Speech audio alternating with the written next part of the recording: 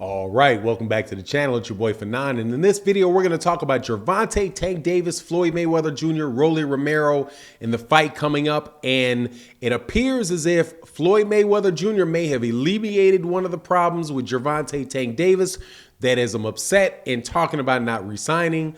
Let's talk about that in this video.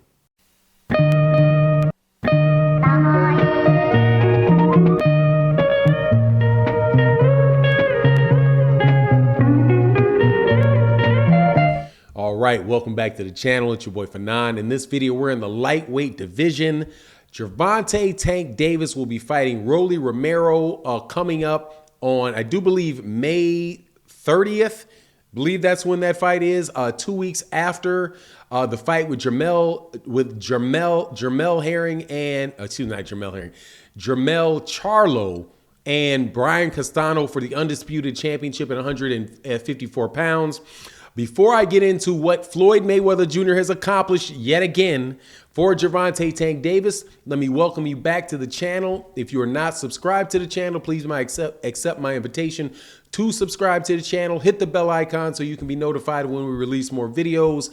Also, make sure you check out the live streams we do Monday through Friday. 8 a.m. Central Time, 9 a.m. Eastern. 9 a.m. Eastern. Also do them on the weekends. Really good boxing conversations go on. So please join the community and check in with us.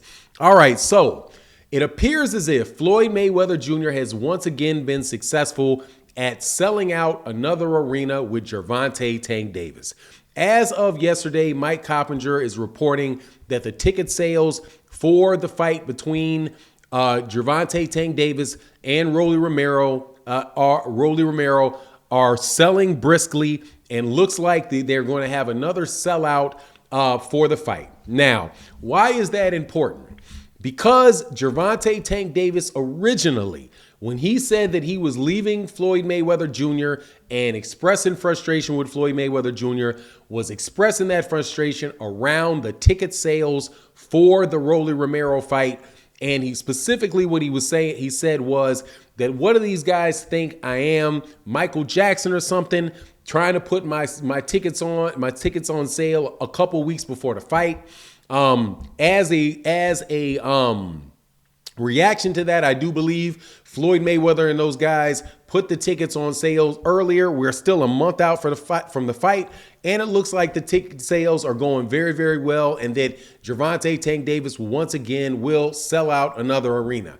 If I count correctly, this would be the Barclays Center, the Atlanta, Baltimore, Texas, LA, and I'm probably missing another place that man, Gervonta Davis, has sold out an arena in.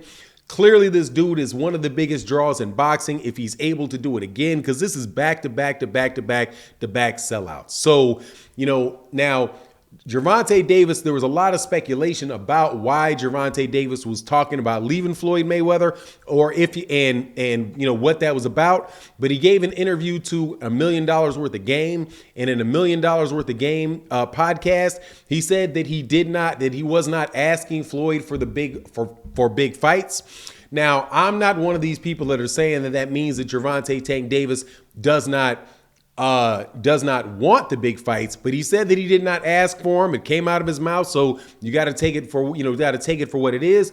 But if that's not the case, and that's not what he's upset about, then the ticket sale thing is what is left out there for him to have been upset about. And if he's able to do it again, if Floyd Mayweather Jr. listened to it, put the tickets out there on sale, and made sure that there was a lot of people coming into the fight, and that the fight's a sellout, hey man, maybe these guys can work it out. Maybe Gervonta will say, okay, yeah, I see you did your job in this particular instant.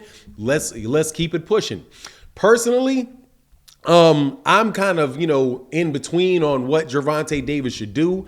Like, first of all, for me as a boxing fan, what I really do want to see is the best fights, without a doubt. I want to see him fight the winner of George Kambosos and Devin Haney, whoever that winner is, even though I think that will be Devin Haney, or fight Vasily Lomachenko. But honestly, it does seem to me that those fights though all of those fighters are pretty much tied up, right? If Devin Haney, if George Kambosos wins that fight against Devin Haney, then more than likely the next fight for him is going to be Vasily Lomachenko, which would keep Devin Haney, which would keep George Kambosos and Vasily Lomachenko busy. If Devin Haney wins it, it makes the situation even more, it stretches the situation out even more, because Devin Haney would have to then rematch Errol Spence Jr. again. And then if he was to beat George Kambosos again, let me make sure I say that right. If Devin Haney beats George Kambosos and then he beats him in the rematch, then he would have an option to fight Vasily Lomachenko. So that stretches that out for at least a year, a good amount, a year and a half. So from the point of view of getting Gervonta Davis to fight those guys, I think that is going to be a little bit of a stretch of time regardless in order to make those fights. But again, I would say that those fights are the best fights. They're not necessarily the biggest fights.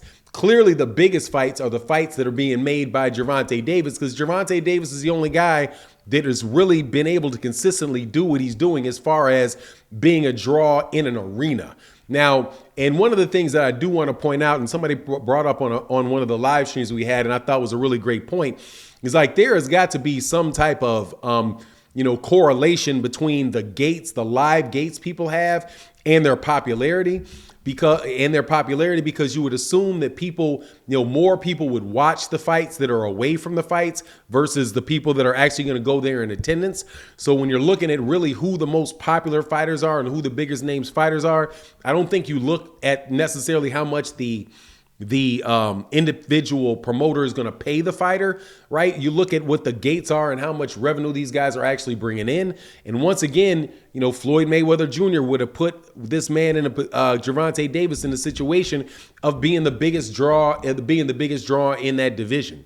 I think that Gervonta Davis should stay at 135 pounds for this year and next year. So hopefully if those guys all solidify the belts and they get an undisputed champion, right, and say it's Lomachenko, I think the chance of a Lomachenko-Gervonta Davis fight for 2023, I think that it is fairly good. Floyd Mayweather Jr. had talked before about his willingness to make that fight, and as long as the fight is going to make the money, I think that they could actually present that fight as a realistic fight.